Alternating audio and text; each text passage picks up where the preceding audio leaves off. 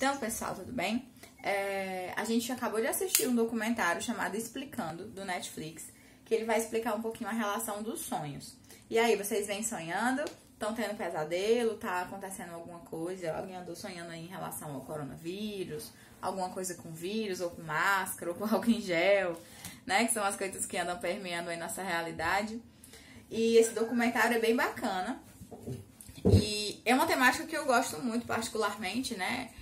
Os sonhos é como se fosse um pouquinho da amostra da potência do nosso cérebro. Como eu compartilhei com vocês em algumas aulas atrás, quando eu era estudante de psicologia e nas disciplinas de psicanálise, eu acho que eu fiz umas 3 ou 4, eu sempre lembrava do que eu sonhava. Eu não sei que potência é essa que a psicanálise tem, né? Mas sempre quando eu tava lendo, eu li muito Freud, inclusive eu tenho a obra completa do Freud. Sempre quando eu estudo, tô lendo psicanálise, estudando psicanálise, os meus sonhos ficam mais lúcidos, né? Não sei explicar porquê, mas esse documentário do Explicando, ele vai aprofundar, ele vai trazer Freud, sim, né? A gente não pode deixar de pensar nos sonhos sem deixar de falar de Freud. Freud, além do conceito de inconsciente, o Freud também vai aprofundar essa questão dos sonhos, né? Os seus significados. E no documentário ele vai trazer uma coisa que eu acho super interessante. Primeiro, antes existe essa teoria sobre que o documentário vai trazer, que eu vou já explicar um pouquinho melhor pra vocês. Ela é recente, né? Até pouco tempo atrás eu tenho um livro muito bom da Suzana Herculano, que é uma das principais neurocientistas brasileiras. Esse livro é de 2000, eu acho. E a Suzana Herculano traz uma teoria que ela é antiga, hoje a gente já não partilha mais, que é a teoria de que, na verdade, você não sonha quando você está dormindo. Até pouco tempo atrás, assim, uns 20 anos, uns 10 anos, a gente achava que, na verdade, você não sonhava quando você estava dormindo. Você sonhava quando você estava acordando. Que, na verdade, as lembranças que a gente tinha, exatamente porque a gente se pensava isso, né? Porque quando você está dormindo, os níveis de, acho que esqueci o nome, epinefrina, deixa eu dar uma olhada aqui, ver se eu tenho aqui, os níveis de agrupamentos, eu esqueci o termo, gente, epinefrina, uma coisa assim, isso mesmo, os núcleos colinérgicos e os nossos níveis de serotonina e epinefrina, elas ficam muito baixos.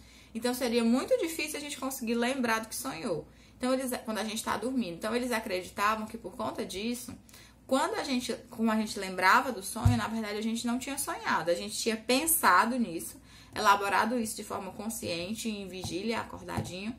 E a gente lembra, só que era uma coisa muito curta, quando a gente ainda estava um pouco alterado de consciência por conta do sono. E a gente achava que tinha sonhado. Essa é uma teoria, eu posso até mandar pra vocês, eu tenho ela no meu celular, que foi partilhada durante muitos anos entre os neurocientistas. Mas, devido aos avanços, né, inclusive essa pesquisa desse professor americano muito interessante que ele faz sobre os sonhos, e também a evolução dos mapeamentos, né, assim, você poder fazer todos esses mapeamentos, todos esses testes, todos esses processamentos, é uma coisa bem moderna, bem atual. Então, isso fez com que a gente abrisse os nossos horizontes e pudessem pesquisar a questão do sonho em outro nível. Assim, a gente passa hoje a ver o nosso sonho como os nossos sonhos deixaram de ser vistos como uma ativação aleatória dos neurônios durante a faxina noturna do cérebro. Hoje, a gente já vê os sonhos como uma simulação de prováveis eventos que já aconteceram ou de nossos desejos, né, de perspectivas futuras. Então, os nossos sonhos, eles são representações daquilo que nós vivemos ou que nós vamos viver. Em geral, a gente usa imagens, né, de coisas que estão acontecendo. No documentário, ele até fala, né, mas às vezes eu sonho num lugar que eu nunca estive.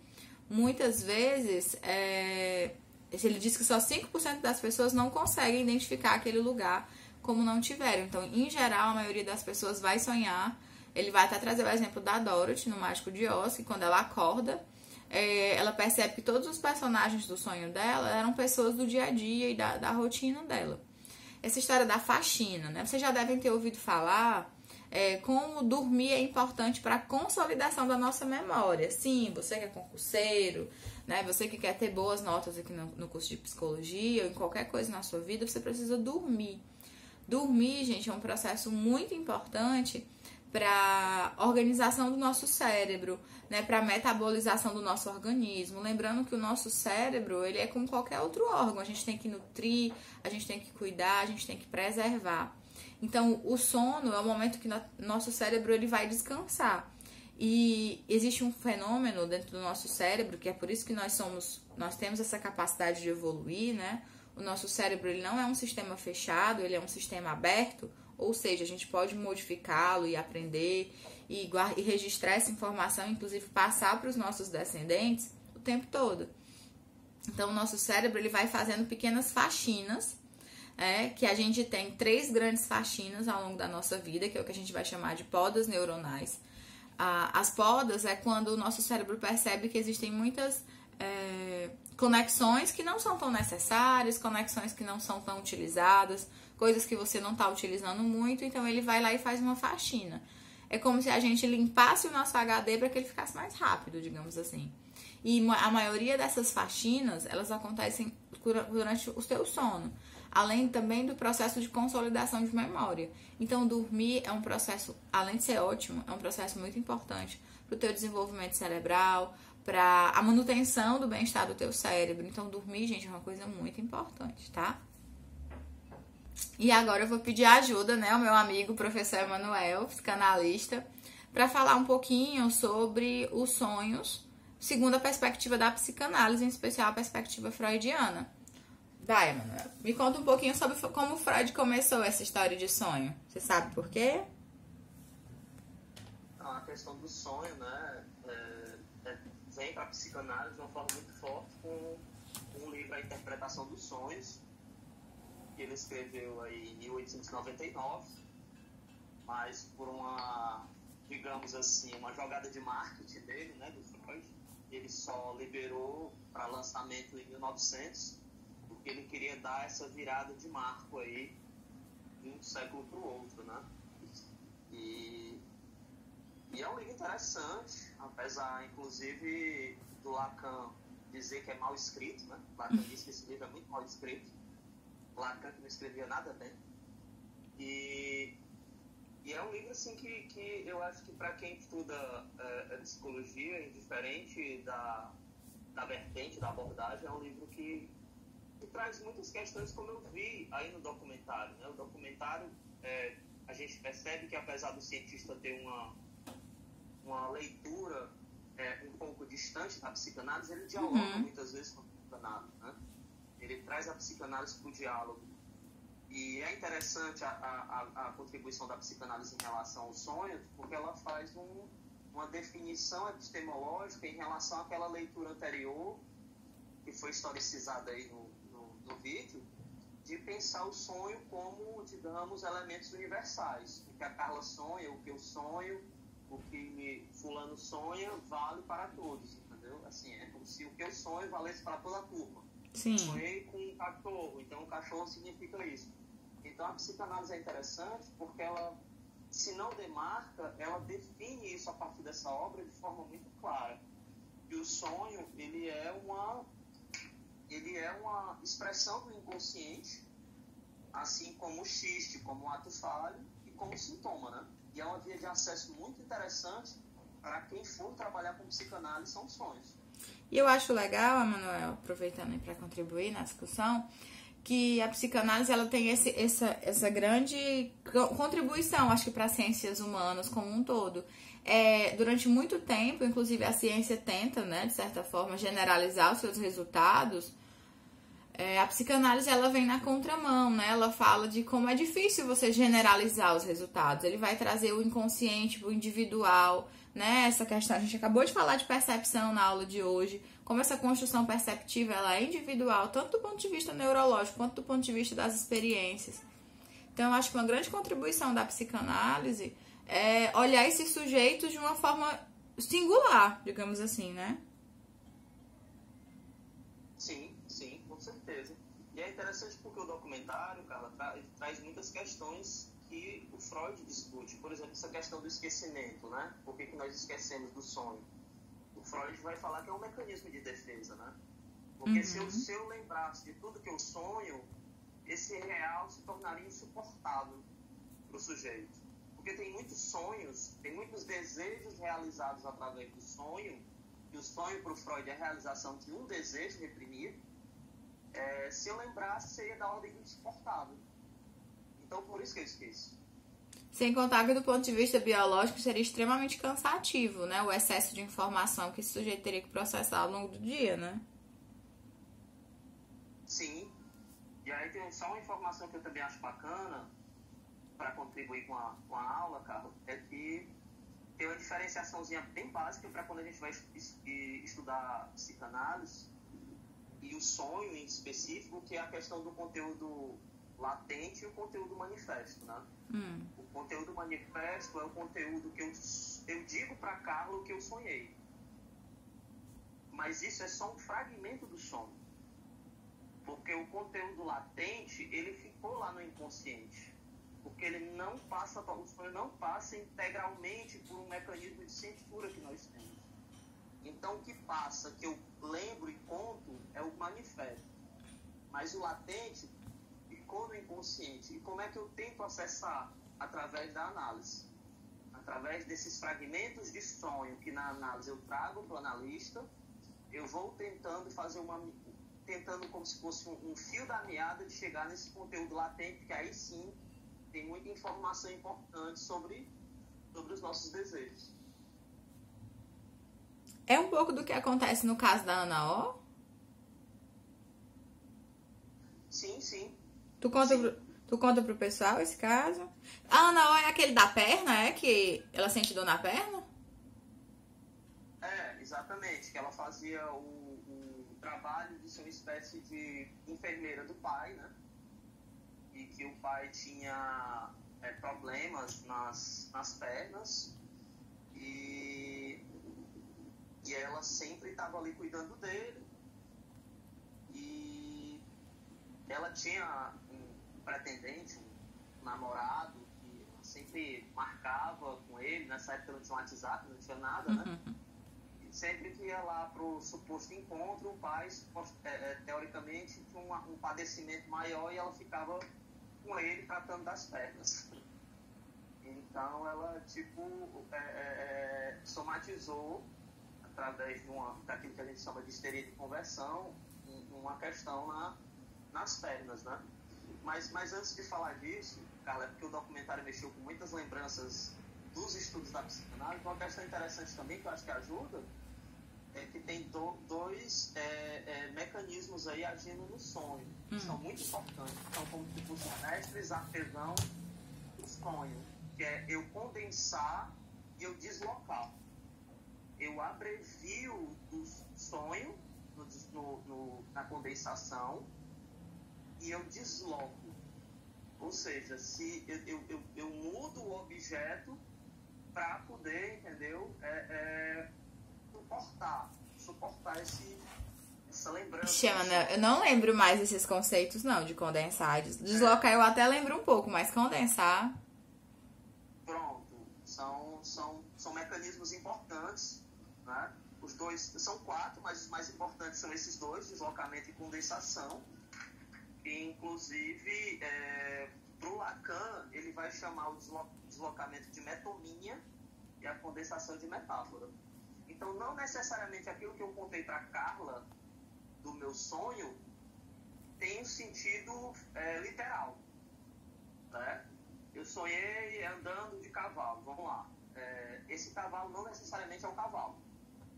Essa construção de sentido, a gente vai, através da análise, acessá-la, porque isso que eu te contei foi condensado, foi abreviado, é como se fosse o trailer de um filme, certo? A abreviação, e deslocado.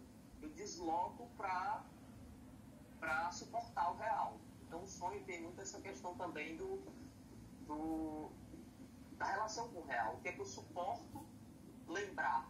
Tá entendendo, Carlos? Sim. Aí onde é que entra os pesadelos na psicanálise? Eu não te ouvi. Onde é que entra os pesadelos para psicanálise?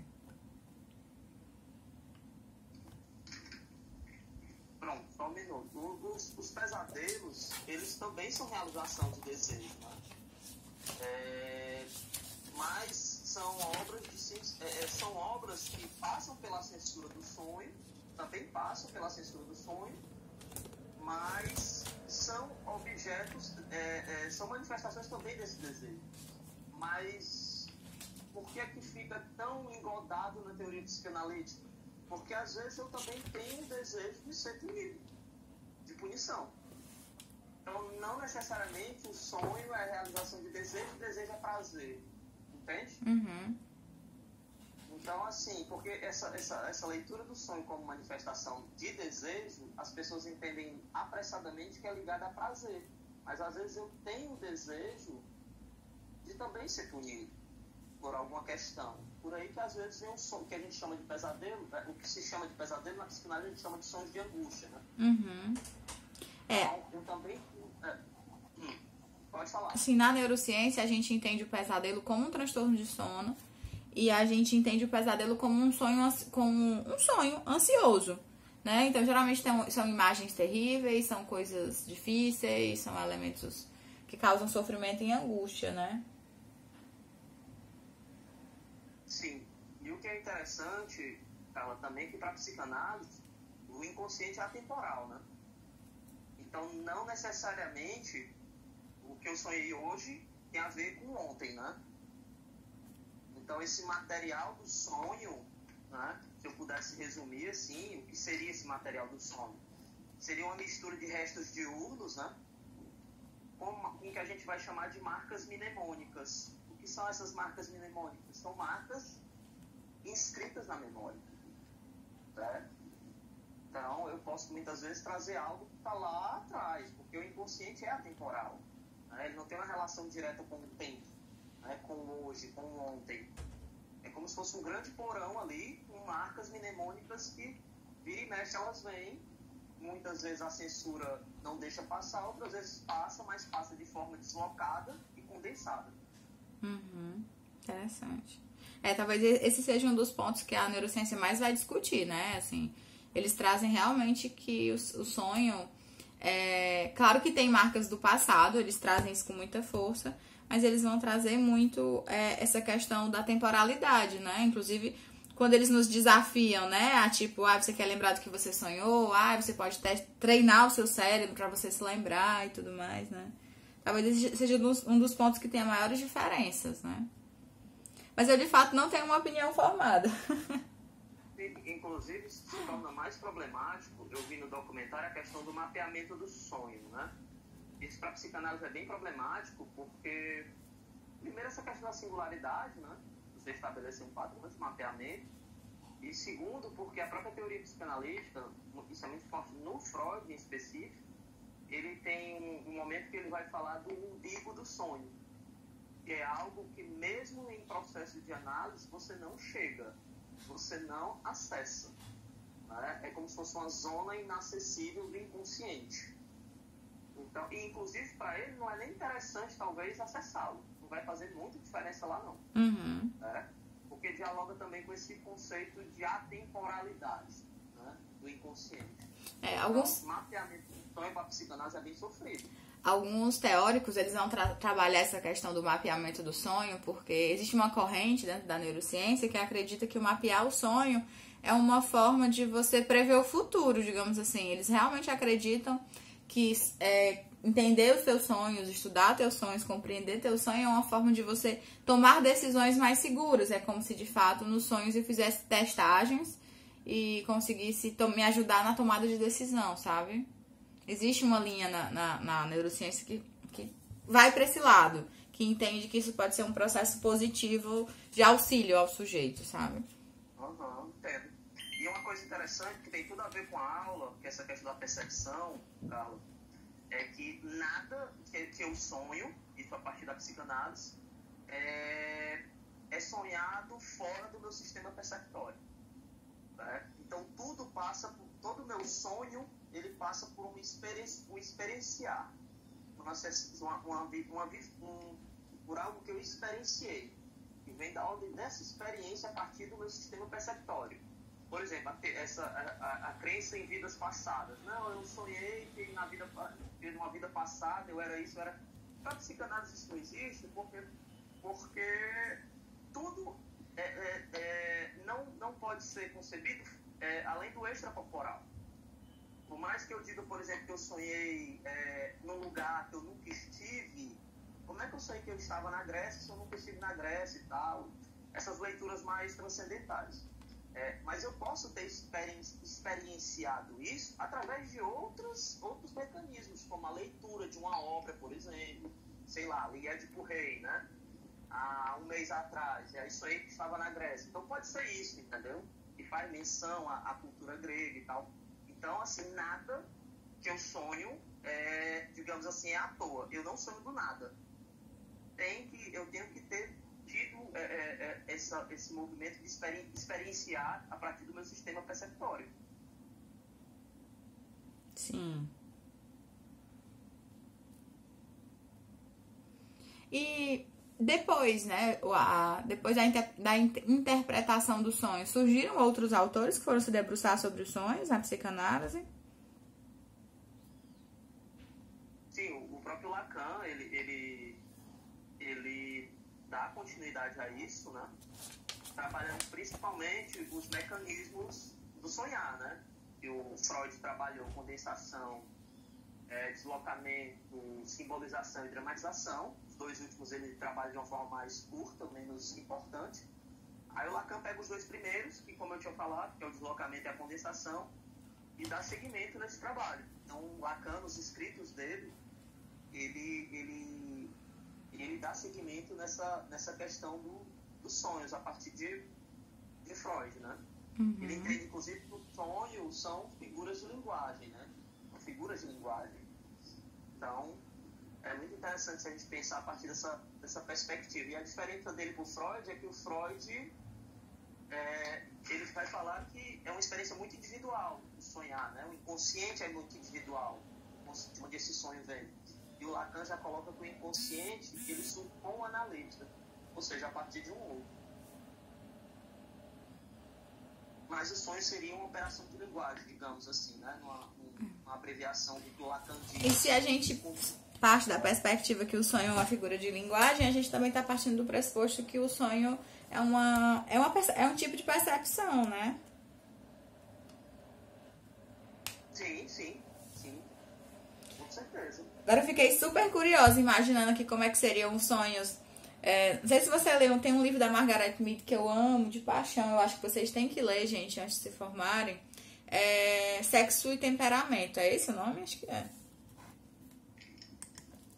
Sim, Sexo e Temperamento.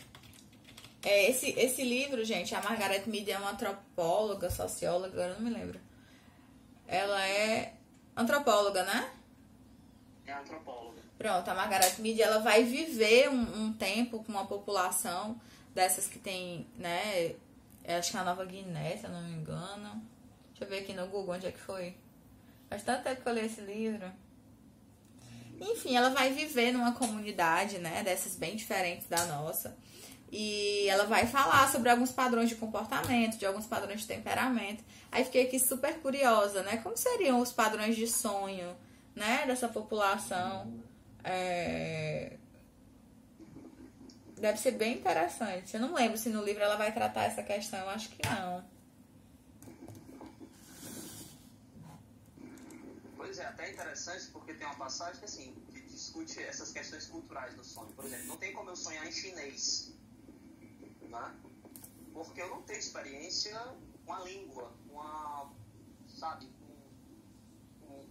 eu não estou inserido na cultura chinesa, inclusive a partir da linguagem. Então, não tem como isso acontecer, né? Eu sonhei falando em chinês, sabe? Então, assim, é muito complicado, porque a partir, como eu falei, dessa questão do sistema perceptório, daquilo que a gente experiencia, né? Então, eu achei que, inclusive, o cientista no documentário, ele é muito claro e é um ponto de convergência da leitura dele com a psicanálise, né? Essa ênfase no sistema perceptório como algo que fornece elementos do sonho. Então, no fundo, ele admite, né, que é um sistema singular de cada sujeito e ele vai dar, e ele realmente enfatiza muito, se eu concordo com você, de que ele vai enfatizar muito que é uma reprodução muito pessoal, né? Então, acho que, no final das contas, o que a neurociência está tentando hoje é ir por esse caminho, né? De compreensão, de entendimento, de auxílio, né? Quando eles falam que entender o sonho é uma forma da gente, eles compreenderem o sonho ou acessarem esse sonho, esse mapeamento do sonho é uma forma de tentar trazer esses elementos para esse sujeito, não deixa de ser uma forma aí de trabalhar aquilo que você trouxe no começo da sua fala, que é trabalhar esses xistes, atos falhos, esses sintomas que a gente vai manifestando, né? Sim, sim. E, inclusive, tu falou uma coisa interessante, que quando tu estudava psicanálise, tu sonhava mais, não é isso? Eu não sei se eu sonhava mais, mas eu lembrava muito mais. É impressionante. Até quando eu fui assistir aquele seriado lá do Freud na Netflix, eu consegui me lembrar dos meus sonhos. Realmente, a psicanálise em si me deixa mais sensível aí a me recordar dos meus sonhos. Mas porque a psicanálise tem essa representação para ti em relação a uma área de saber que estuda muito o sonho. Uhum. Então, por exemplo, quando você faz análise, quando você está em análise, é incrível como você passa a sonhar mais, né? Porque você experiencia ali uma conversa, você experiencia leituras, então você passa a sonhar mais. É incrível como quando você está em análise, quando você não está, a diferença em relação a essa questão do sonho. Não é que você sonhe mais, você lembra mais do sonho, né? Porque sonhar a gente sempre está sonhando. Agora a questão é que às vezes esse esquecimento ele vem como um mecanismo de defesa muito forte, né? Com a censura e com a resistência ao que passa por esse filtro. E no sono, essa vigília fica mais, digamos assim, mais relapsa. Interessante. É que é um mecanismo um pouco diferente de outros processos terapêuticos, né? A gente costuma dizer, por exemplo, que em outros processos que não são necessariamente a psicanálise, mas também são terapêuticos, realmente essa questão do sonho não é uma coisa que apareça muito. Na minha abordagem, não é muito comum as pessoas falarem de sonhos, né? Mas a gente vai perceber esse movimento em outras falas, né? Eu não sei se vocês fazem terapia, se alguém aqui já fez terapia, né? Que tá na aula. Mas é muito comum as pessoas dizerem que lembram da gente. Ah, eu tô aqui pensando, aí de repente me vem o meu terapeuta, o que é que ele me falaria, o que é que ele me perguntaria do que eu tô pensando. Então me parece que esse é um processo que se assemelha muito a esse movimento, né? De você levar o terapeuta para casa. Mas me parece que essa representação do sonho é muito forte, né? Pra psicanálise como um todo. Interessante. É, sim. E é por isso que o psicótico é tão complicado na psicanálise, porque o psicótico, a alucinação do psicótico, ele está sonhando acordado, né? Aí você imagina diante de todo esse diálogo que a gente tem, de materiais que às vezes a gente não dá conta no real, que a gente inclusive censura, resiste, desloca, condensa para suportar, você imagina um sujeito que ele convive com isso 24 horas por dia, a nível de alucinação, com sonhos acordados, né? Com esse sonhar acordado. Então, é uma experiência mesmo de enlouquecimento. Eu acho, inclusive, interessante, esse livro da Charlotte Perrault é muito interessante, mas eu acho que tem uma outra literatura mais leve que fala muito sobre essa questão do sonho. Para mim, a maior experiência literária que trata do sonho, que é Alice no País das Maravilhas, né? Do Lewis Carroll. Eu acho que é fantástico aquilo ali, para discutir o sonho a partir daquela obra. Né? Tem até, quem tem filhos sabe, inclusive a adaptação de cinema, eu morri de assistir na infância do meu filho com ele. É uma experiência onírica única aquele livro, né? O Alice no País das Maravilhas. Porque ela é uma alucinação total da Alice. Ela sonhando com tudo aquilo, é o gato que fala, é a árvore que é a rainha, é um pelicano que é taco de golfe. Então é bem bacana aquela obra. Eu sempre lembro dela quando eu estou discutindo o sonho, porque é bem rica nessas experiências oníricas. Sim. E é uma coisa que o nosso cérebro tende a rejeitar naturalmente, né? É interessante. Acho que eu não dei memória pra vocês ainda não, né? Acho que não. Acho que eu ainda vou dar na ementa. Mas quando a gente fala em memória, por exemplo, a nossa memória, ela tende a guardar mais essas experiências bizarras, digamos assim, né? Não só quando você tá dormindo, quando você tá acordado, mas a retenção da memória, ela vai se apegar mais a essas coisas mais diferentes. Então é natural que no seu sonho, para neurociência, você lembre mais de coisas muito bizarras, digamos assim. Não coisas simples do cotidiano, sabe? Essas coisas mais simples, elas tendem a ser esquecidas primeiro.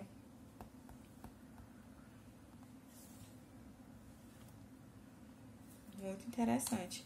Pessoal, alguém quer contribuir, fazer alguma pergunta para a Manuel sobre psicanálise ou alguma pergunta para mim sobre percepção, sobre sonho? O que a gente viu aqui?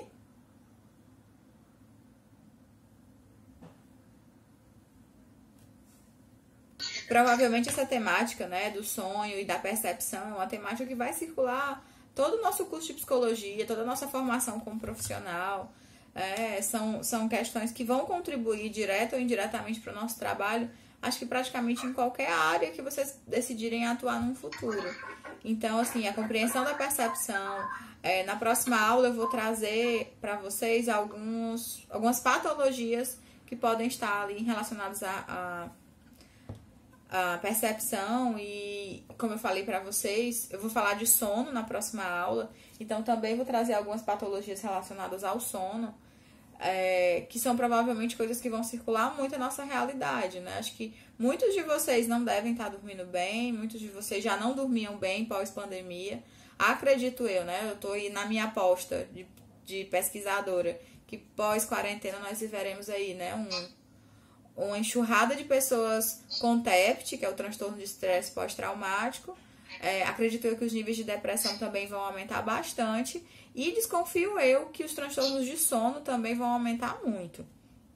Eu acho que os transtornos de sono... Só concluir aqui, Flor. É um dos transtornos que mais caracterizam a sociedade moderna atual. Então, a gente não pode deixar de falar de sonho. Mas a gente vai ver isso com mais calma na próxima aula, tá bom? Então, quem tiver dúvida, for processando... Eu vou escolher algum texto para vocês lerem sobre o que a gente falou hoje. Aí vocês anotam e tragam na próxima aula, tá? Não tem problema, pessoal. Amanhã a gente se vê de novo nesse mesmo horário, nesse mesmo canal, literalmente. Amanhã a gente vai estar vendo desenvolvimento 1. Amanhã eu vou trazer para vocês os 2 modelos de avaliação, né? Lembrando, para quem chegou um pouquinho depois do começo da aula, esse semestre vocês vão receber um estudo dirigido. São algumas questõezinhas que vocês vão responder. É um trabalho, esse trabalho vai ser feito de forma individual, tá bom? E próxima semana vocês não terão aula comigo, eu estarei aqui online, nesse mesmo canalzinho. Caso vocês tenham alguma dúvida, seja da prova ou seja de qualquer outro assunto, que estiver precisando conversar também, eu acho que estarei aqui disponível para isso. E vocês terão até meio-dia do horário da aula para me enviar o trabalho. Carla, eu posso enviar antes? Pode. Se você terminar no sábado, no domingo, na segunda e quiser me enviar, pode enviar. Carla, eu faço o PPB e faço desenvolvimento 1. Posso mandar os trabalhos juntos? Pode também. Até facilita a minha vida, né? Se você é meu aluno nessas 2 disciplinas, se você puder me mandar juntos, até me ajuda, tá bom?